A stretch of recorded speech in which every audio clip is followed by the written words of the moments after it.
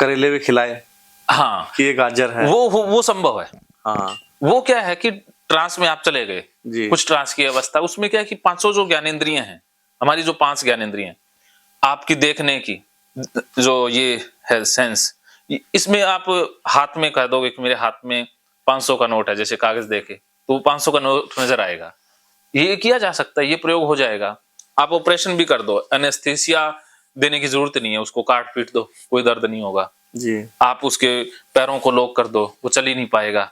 आप उसका नाम भुला सकते हो, भी नाम उसका कोई टेम्परेरी नाम रख दो कि तेरा नाम तो मार्क जुगरबर्ग है और तू अमेरिका का रहने वाला है, तो वो वही बोलेगा जो आप कहोगे। ये भी संभव है।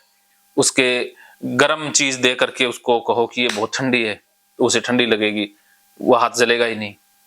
चाहे आग रख दो, जहां तक चमड़ी की सीमा है वहां तक। ऐसा नहीं है कि बहुत गरम गरम चीज रख दी तो वो चमड़ी की सीमा से बाहर जाएगी तो जलेगा ही, क्योंकि आग ने अपना काम करना है।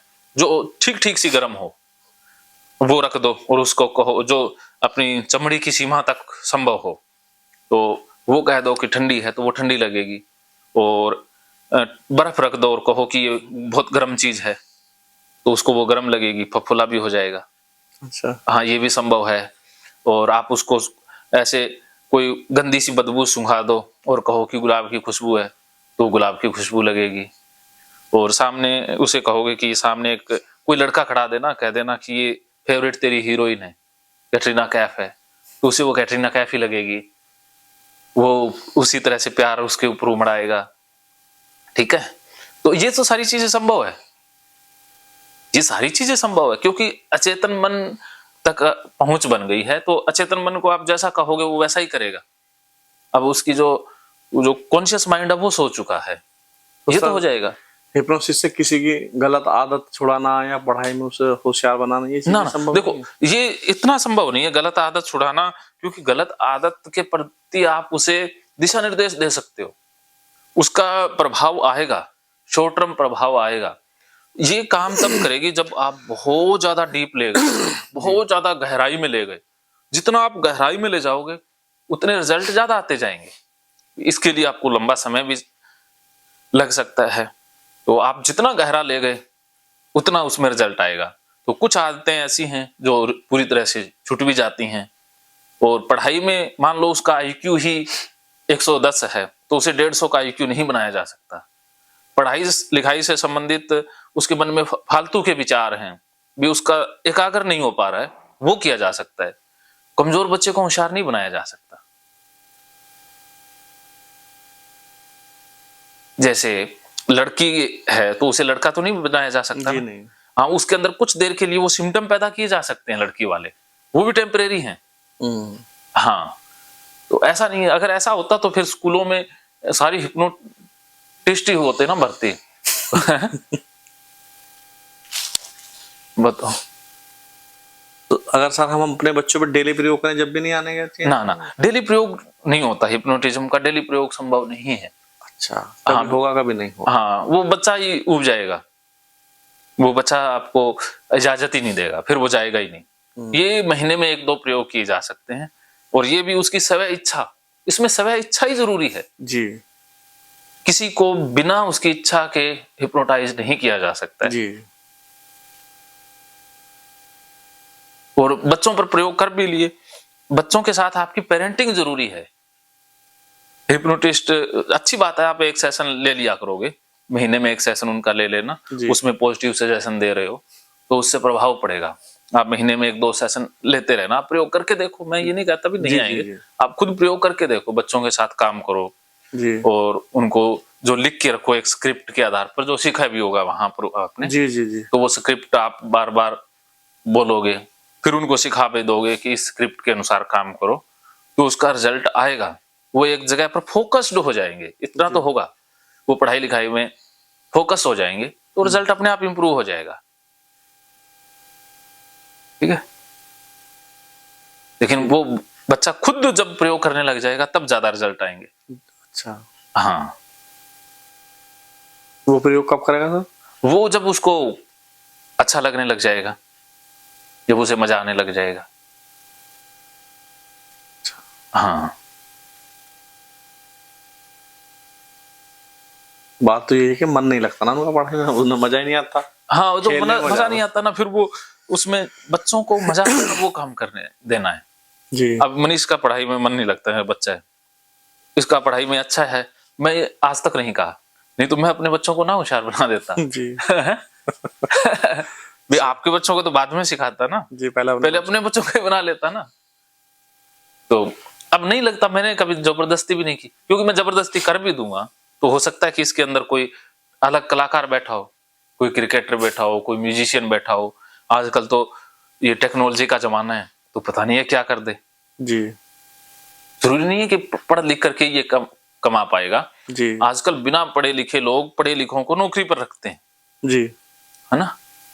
तो वो हो सकता है ना, तो उसके इंटरेस्ट के हिसाब से जो उसे अच्छा लगता है उस फील्ड में जाने दो। आप उसके एक अच्छे दोस्त बन जाओ, उसके साथ रहो, हमेशा उसके साथ शेयर करते रहो, आपसे वो हर बातें शेयर करे, आपको हर चीज बताए, तो वो बन जाएगा। और उसको स्वतंत्रता से जीने दो। जैसे हाथी के बच्चे को आप दौड़ना नहीं सिखा सकते, जी गलती यही करते हैं ना स्कूल वाले। हाथी को तो कहेंगे दौड़, और शेर को कहेंगे तू भार उठा, और जो चिड़ी है उसे कहेंगे तू नदी में तैर, मछली को कहेंगे उड़ तू उड़ना सीख जा। तो मछली का भाई स्वाभाविक गुण तैरना है, उसको तैरने दो। तो आप उसके स्वभाव के विपरीत ले जा करके भी क्या हासिल कर लोगे। अगर आपने पढ़ाई लिखाई में उसे होशियार बना भी दिया, लेकिन अंदर से वो है ही कोई अलग फील्ड का बंदा, तो फिर वो हमेशा ही परेशान खुद रहेगा ना, है ना। भी आपने एक उसके अंदर के कोई बेहतरीन इंसान पैदा हो सकता था, उसे मार दिया ना। अब आम के पेड़ से तो आम ही उगने दो, सेब उगाएंगे तो गलती हो जाएगी लेकिन हर माँ बाप तो सर यही सोचता है ना कि कहीं उसका बच्चा बेरोजगार ना रह ना। देखो, कोई बच्चा बेरोजगार इस दुनिया में नहीं हाँ। रहेगा। अगर माँ बाप बच्चों के बारे में जो एक्स्ट्रा फिक्रमंदी है वो छोड़ दें। जी बच्चा अपनी कमा लेगा, उसको कला दें, उसको कमाना सिखाएं। भी कमाना कैसे है, उसको कमा कर ना दें। जी मैंने मनीष को कह दिया भी ये जमीन जायदाद सब कुछ मेरे पास जो है, पहली बात तो मैं अपने जीते जी उड़ा दूंगा, और उसके बाद हो सकता है मैं बेच बूच दूं। तो इसलिए अपना इंतजाम खुद करके रखना है, मेरे भरोसे मत रहना। जी हाँ, तो उसको कहोगे यार कमाना तुझे ही पड़ेगा, तेरे शौक पूरे करने हैं, तेरी इच्छाएं पूरी करनी है, तो तुझे सही रास्ते से कमाना होगा। तो ये डाल दिया ना, तो बेरोजगार रहेगा वो।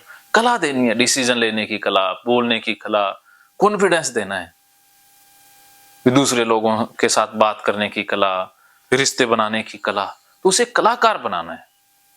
वो असली पेरेंटिंग है। जी क्या समझे। जी ठीक। उसे जंगल का पेड़ बनने दो, उसकी टहनियों को मत काटो, नहीं तो वो गमले का सुंदर सा पेड़ तो बन जाएगा, सुंदर तो लगेगा, लेकिन अस्तित्व नहीं रहना। हाँ, अस्तित्व नहीं रहेगा। ना उस पे फल आएंगे, जी ना उस पे घोंसले ना पक्षी बनाएंगे। फल हाँ, तो जंगल का राजा बनने दो उसको, जंगल का शेर बनाओ उसे, ना कि सर्कस का शेर।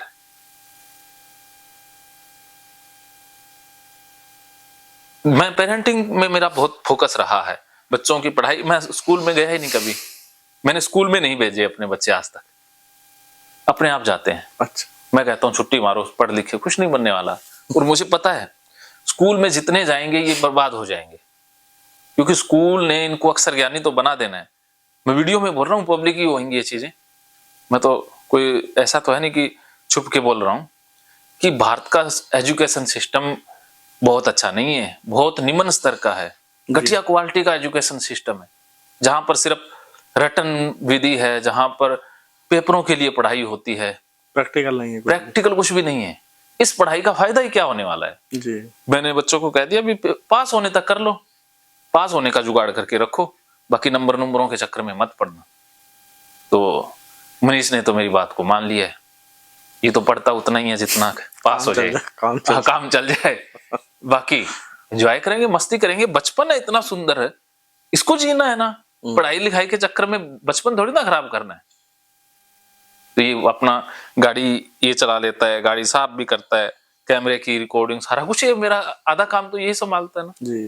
टेक्नोलॉजी का मास्टर है। अगर मैं सारे दिन किताबों में घुसाए रखता तो क्या बना देता, इसे एक अकाउंटेंट बना देता ना। जी एक क्लर्क तो जरूर बना देता, लेकिन क्या शेर बना पाता? जी नहीं। हो सकता है कि कल को 40-50 अकाउंटेंट या 100-200 क्लर्क को अपनी टीम में भर्ती कर ले। क्या समझे? बिल्कुल सही बात।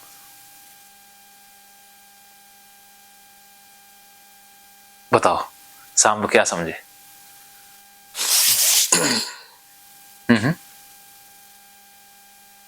सर मैं तो कुछ और ही सोचे बैठा था। मैंने कहा भाई बच्चे पढ़ाई नहीं कर रहे, मैं इसलिए उनको ज्यादा वो भी नहीं कर रहे थे। मैंने कहा चलो ये तो हिप्नोसिस का प्रोग्राम चल ही रहा है, सब सीख जाऊंगा, उसके बाद ही आखिरटा पढ़ाई। ना, पढ़ाई नहीं कर रहे अच्छी बात है। अच्छा, आप ये समझो कि आपके लिए भगवान का वरदान है कि बच्चे पढ़ाई नहीं कर रहे। हो सकता है बच्चे कुछ और कर लें, पढ़ाई करके वो कर भी क्या लेंगे? नौकरी लगेंगे। कोई 50,000 की 40,000 की नौकरी कर पाएंगे जी। और ना पढ़े तो कोई बिजनेस ऐसा कर लेंगे कि पता नहीं एक दिन में 40-50 हजार कमा लें। अब मैं पढ़ाई नहीं कर पाया, इतना बड़ा कर पाया, इतने लोगों की हेल्प हुई मेरे द्वारा, ये किस कारण से हुई? क्योंकि मैं पढ़ाई नहीं कर पाया। हाँ, मैं अच्छा मानता हूं कि यार मैं पढ़ने में एवरेज था। वैसे मैं बिल्कुल नील भी नहीं था, मैथ में जरूर नील था। मैथ में तो 2-4 नंबर ही आते थे। वो तो 10वीं में तो बड़ी जबरदस्त नकल करके पास हुआ, क्योंकि मेरे को पता था भी अब आगे पढ़ना है तो मैथ तो जरूरी है, फेल हो जाएंगे। मेरे बलबूते पर तो 5-4 नंबर से ज्यादा आने नहीं है, क्योंकि जोड़ घटा करने में मेरे को 10 मिनट लग जाते थे। और जो पहले थ्योरम सी होती थी वो बीजगणित तो मेरे को आज तक समझ नहीं आता कि उसमें बीज कहाँ है, मेरे को आज तक नहीं मिला। वो अलजेब्रा तो मेरे लिए अलजेब्रा ही है, तो वो समझ नहीं आता था मेरे को कुछ भी। तो मैं तो भाई वो भी थ्योरम भी रट रट के जाता था जी, रट्टा बना लिया, लेकिन वहां जाके भूल जाता था पेपर में, स्ट्रेस इतना होता था।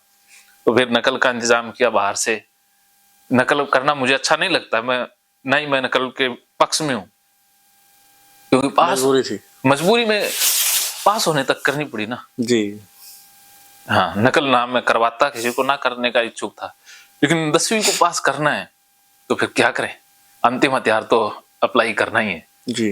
तो नकल नुकल कर आके एक बार जुगाड़ सा हो गया। फिर मैंने मैथ को हमेशा के लिए अलविदा कह दिया। तो फिर एमए में जब मैं साइकोलॉजी पढ़ता था फिर मैथ आ गया, उसने मेरा पीछा नहीं छोड़ा, तो वहां मैं फेल ही हो गया। मसा 2-3 बार में लटक के मैथ वाला पेपर तो पास हुआ जी। तो ये है। तो देखो अब मैं अगर पढ़ लेता तो नौकरी लग गया होता जी, 30-40 हजार 50 हजार रुपए आराम से महीने के घर आ जाते और दब के मर जाता जी। बताओ। सही बात है। अगर आपकी तरह सचिन के माँ बाप भी यही सोचते कि हमारा बच्चा पढ़ाई में होशियार हो जाए तो जी, बताओ मास्टर ब्लास्टर कहाँ होता आज? कोई नौकरी कर रहा होता ना? क्या जानते आप और मैं? जी नहीं है। विराट कोहली के माँ बाप भी ऐसा सोचते तो है? जो थॉमस अल्वा एडिसन, जिसको तो स्कूल से निकाल दिया था जी, कि तुम्हारा बच्चा मंदबुद्धि है, उसने लाइट का आविष्कार कर दिया। हाँ, तो स्कूल से निकाले हुए तो मार्क जुगरबर्ग कॉलेज छोड़कर, बिल गेट्स कॉलेज छोड़कर के भाग गए जी, जुगरबर्ग हो गए। कॉलेज में फर्स्ट डिवीजन में पास होते रहते तो कहीं प्रोफेसर होते जी, और क्या होता? बोलो। महकेंगे फिर से खुशियों के रंग भगवत गीता थेरेपी कोर्स के संग। इतिहास का पहला ऐप जो गीता के माध्यम से ओसीडी डिप्रेशन का इलाज आसान बनाएगा। ओसीडी डिप्रेशन का इलाज हुआ और भी आसान, और वो भी बिना दवाई, घर बैठे। किसी को बीमारी की चिंता है तो किसी को चिंता की बीमारी है। भगवत गीता ने लाखों करोड़ों का जीवन बदला है और आपका भी बदलेगा। गीता थेरेपी कोर्स में आपको मिलेगा सभी 11 प्रकार की ओसीडी का संपूर्ण इलाज, जैसे गंदगी का वहम, बार बार हाथ धोना, बार बार सफाई करना, बार बार लॉक दरवाजा चेक करना व अन्य सामान की चेकिंग बार बार करना, एक ही विचार बार बार आना, नुकसान व मरने मारने का विचार आना, HIV, rabies, cancer, heart attack का विचार आना, IBS और नींद न आने की समस्या का हल गीता कोर्स में मिलेगा। आत्महत्या वाले विचारों से मुक्ति भी गीता थेरेपी कोर्स से मिलेगी। राजेंद्र जोधपुरिया ऐप पर आपको ओसीडी से संबंधित राजेंद्र जोधपुरिया की किताब भगवत गीता के मनोवैज्ञानिक रहस्य और अन्य टिप्स पढ़ने को भी मिलेंगे। गीता है महान थेरेपी। गीता में सीबीटी, हिप्नोथेरेपी, माइंडफुलनेस, ईआरपी व अन्य बहुत सी साइकोथेरेपीज का समावेश मिलेगा। राजेंद्र जोधपुरिया ऐप एक, फायदे अनेक। आज ही प्ले स्टोर से डाउनलोड करें, लिंक डिस्क्रिप्शन में है। तो देर क्यों, अभी जाइए डिस्क्रिप्शन में और लिंक पर क्लिक करके प्ले स्टोर से अभी डाउनलोड कीजिए राजेंद्र जोधपुरिया ऐप और पाइए अपनी सभी समस्याओं का हल। मानो तो मौज है, वरना समस्या तो हर रोज है।